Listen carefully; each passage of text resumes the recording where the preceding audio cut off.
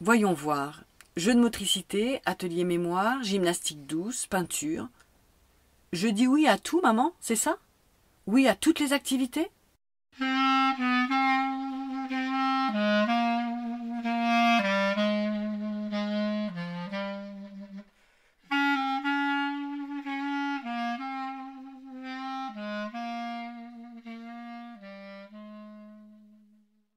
La revue Rue Saint-Ambroise et l'association Rue du Conservatoire vous proposent Hockey Warrior de Viviane Campomar. Lectrice Cécile Bouillot. Musique Charlie Nelson.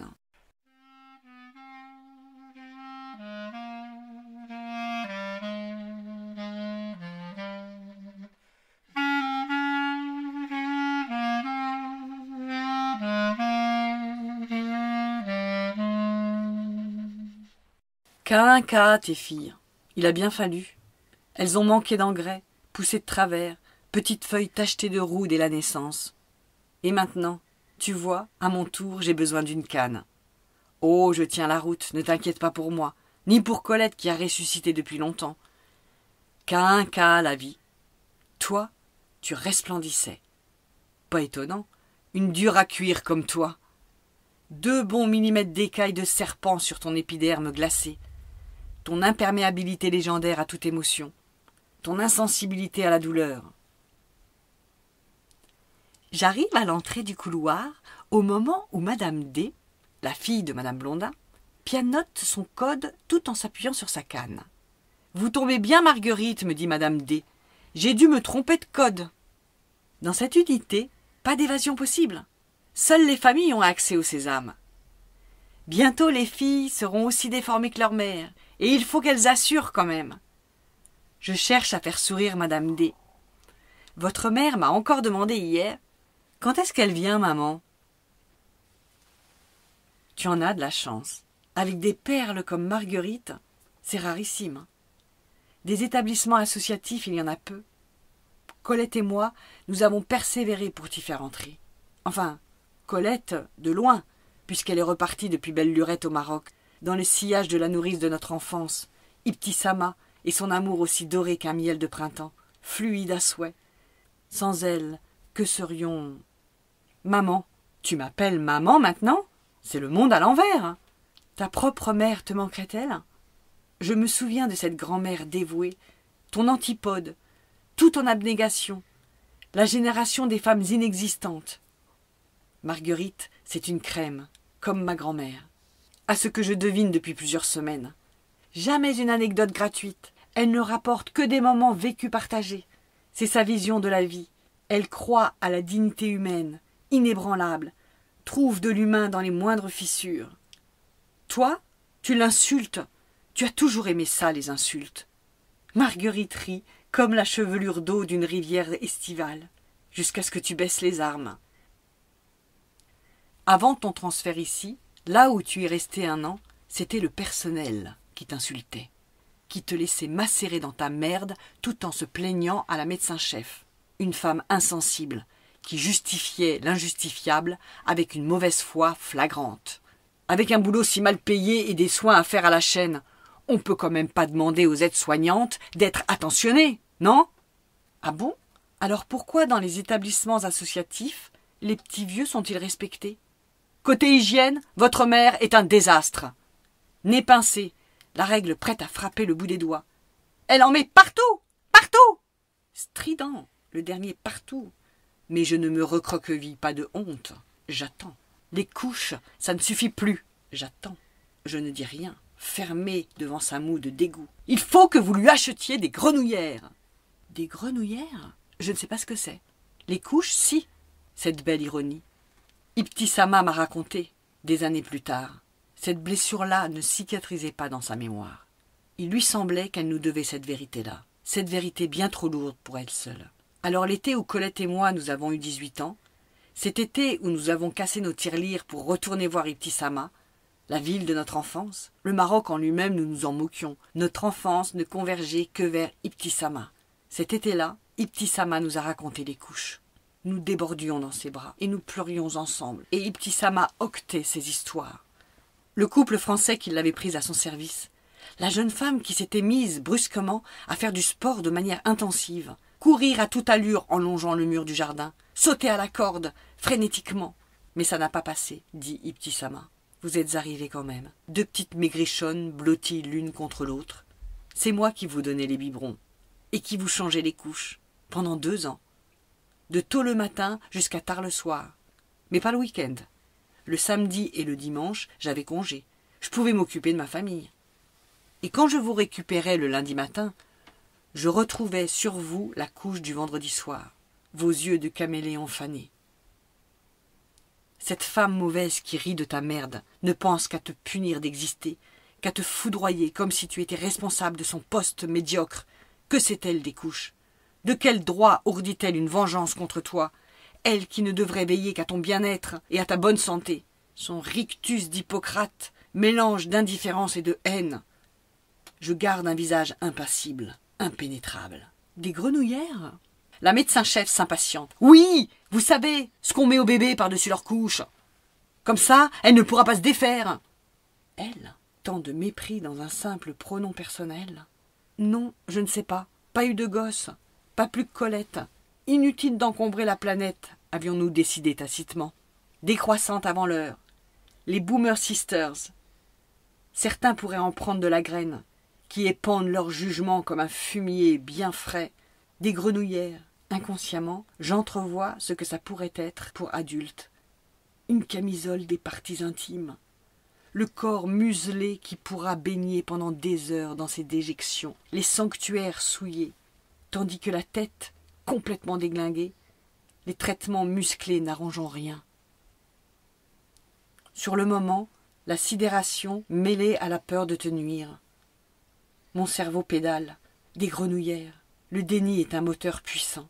Le raisonnement, je me le tiendrai après. Si je proteste devant cette médecin-chef, qui sait quels nouveaux sévices on t'infligera dès que j'aurai le dos tourné? Ne rien dire. Je sais, j'ai souvent expérimenté, et avec toi précisément. Agir. J'appelle Colette longuement. Nous réfléchissons ensemble. T'imposer les maltraitances de notre enfance, à quoi cela servirait-il? Puisque rien ne s'efface. Avec le goutte à goutte d'Ibtissama, nous avons survécu. Il faut te soustraire au businesswoman qui te monnaie, avant que ton corps ne se dissolve. Déjà que tu ne cesses de maigrir. Ni grive ni merle dans ton assiette. Des bénéfices pour madame la directrice. Dans cette maison, tu as testé le vrai sadisme. On dit maison, suave hypocrisie. Pourquoi pas sweet home tant qu'on y est? Repas supprimés, toilette bâclée et humiliante. A posteriori, je déchiffre les indices. Pas de preuves, bien sûr. La vieille maman Blondin déteste rester dans sa chambre, de sorte que dans le salon, je peux les observer, mère et fille, m'interroger tout en m'affairant. C'est toujours la même chose. Comment reconstituer une histoire à partir de quelques gestes tremblés, de conversations atrophiées? Madame D sourit beaucoup, ne rit jamais. Il paraît qu'elle a une jumelle à l'étranger. Qu'est-ce qui a pu se tisser entre ces trois-là? Parfois, je suis une archéologue des relations familiales. Beaucoup de terres envahissantes, des fouilles ingrates et secrètes, et à peine quelques vestiges se désensablent-ils qu'il faut vider la chambre, changer de famille. À propos, je ne leur ai pas encore donné le questionnaire. Encore 1 heure avant le dîner, tout le temps qu'il faut pour remplir ces feuillets que Marguerite vient de nous tendre. C'est l'occasion rêvée, tu es d'excellente humeur. Tu souris à tout, tu approuves, tu discuterais même un peu. De tels moments d'échange, il n'y en a pas eu beaucoup, autant en profiter. J'ai toujours su grignoter chaque instant de bonheur, et j'honore chaque bouchée que tu m'offres, même à ton insu. Voyons voir. Jeu de motricité, atelier mémoire, gymnastique douce, peinture. Je dis oui à tout, maman, c'est ça? Oui à toutes les activités? Tu acquiesces avec entrain. Ça fait plaisir. Je le vois bien que tu reverdis depuis que tu es ici. Même tes problèmes d'hygiène sont révolus. On m'a regardé avec surprise. Non, rien à signaler. Votre mère est encore vaillante. Et les activités, tu les as déjà toutes testées. Ta dextérité a provoqué l'admiration de tous. Tu n'étais pas professeur de travaux manuels pour rien. Tes mains sont plus véloces que ton cerveau. elles ont gardé leurs réflexes. Et quand les travaux manuels, c'est devenu complètement dépassé dans les collèges. Ok, Warrior, personne ne t'aura jamais mise au placard. Une battante comme toi, tu t'es réorienté vers les cours d'anglais pour l'école primaire. Des mini-pièces de théâtre à tour de bras. Tu continues sur ta lancée. Tu commentes l'actualité en anglais. Oh, quel personnage, votre mère! D'ailleurs, tiens, tu me parles en anglais? Nous traduisons le questionnaire en anglais. C'est bien la première fois que nous discutons ensemble en anglais. Je sens bien que Marguerite est surprise, qui nous lance des petits coups d'œil amusés. Ça doit être une complicité ancienne. La mère et ses jumelles devaient comploter ensemble en anglais. Manière de s'isoler du monde, de se retrouver dans une intimité chaleureuse, quand les filles étaient gamines. Toutes trois dans leur petit secret. N'ayez crainte, Marguerite veille. J'espionne de loin le couple mère-fille avant le rush du dîner. Entre Madame Blondin et sa fille, le fluide passe. C'est certain. Un moment hors tumulte. Colette rira bien quand je lui raconterai ça. Ibtissama, c'est moins sûr. Ibtissama vit auprès d'une de ses filles et grince de colère si on lui parle de toi. Tout ce qu'elle a dû taire, hein. Aigre ragoût trop longtemps mijoté. Quels sont tes plats préférés? Nous passons quelques classiques en revue. Je ne te connais que quelques gourmandises. Du sucré pour l'essentiel. Le chocolat le plus noir possible. Je t'en apporte chaque semaine sous toutes ses formes. Tu es incapable de le garder pour le dessert. Tu te jettes dessus quelle que soit l'heure. Une enfant sans le moindre interdit. Je t'envie. Pour les plats, je ne sais pas. Tu n'aimais pas cuisiner. J'improvise, j'invente. La moussaka? Tu sais, avec des aubergines. Va pour la moussaka! J'écris, je souris, je réécris ta vie. Quel était ton loisir préféré? Te dorer la pilule dans le jardin au Maroc? À vrai dire, je ne sais pas non plus. Ton loisir préféré, c'était de nous confier à notre père. Pour toi, avoir la paix. Je ne peux pas mettre ça dans le questionnaire. Pas assez décent. Pas dans l'esprit altruiste de cette nouvelle maison. Avec les sadiques de la précédente, ça aurait pu passer. Ici, le mot maison n'est pas galvaudé. C'est tellement incroyable. Tu participes, tu réponds, tu es très vivante. Je n'en reviens pas de te voir si épanouie. En quelques semaines, ta résurrection est prodigieuse. Tous ceux qui enterrent les vieux au premier signe de sénilité devraient s'inspirer de toi. Warrior plus que jamais, un de tes mots préférés que tu cultivais auprès de tes élèves. Je souris. Heureusement, ta majesté ne m'impressionne plus depuis longtemps, et c'est bien la première fois que nous réunit un semblant de complicité. En conclusion, qu'est-ce qui vous a le plus marqué dans la vie? Je te lis la question à voix haute, sur un ton léger. Marguerite se demandera pourquoi j'affiche un tel soleil sur mon visage. Certainement pas la naissance de tes filles, je me dis.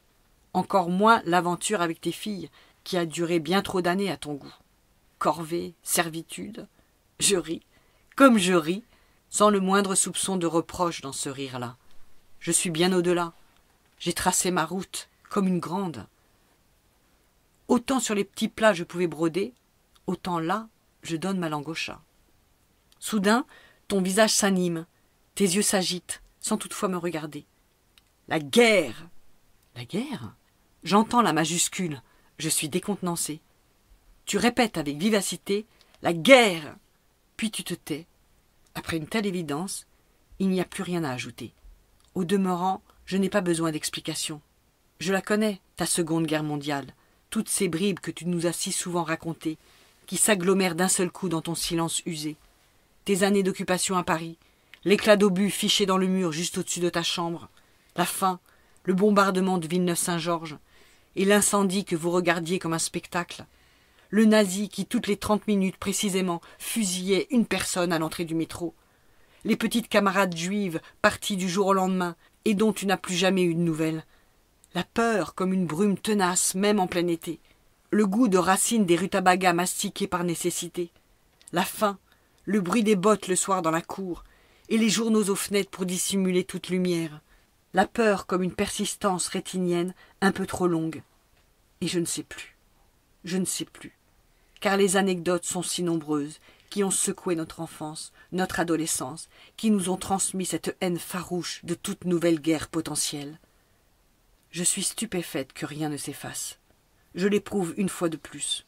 Mais pour toi, je n'aurais jamais cru. Au ralenti, ton enfance scintille dans ton regard déjà bien désert. La guerre, la tienne, une autre, toute plus sophistiquée, toute plus identique. Combien d'enfants K1, KA ont surmonté les traumatismes que la société s'obstine à nier. Je reçois de front ton premier soleil, aveuglant.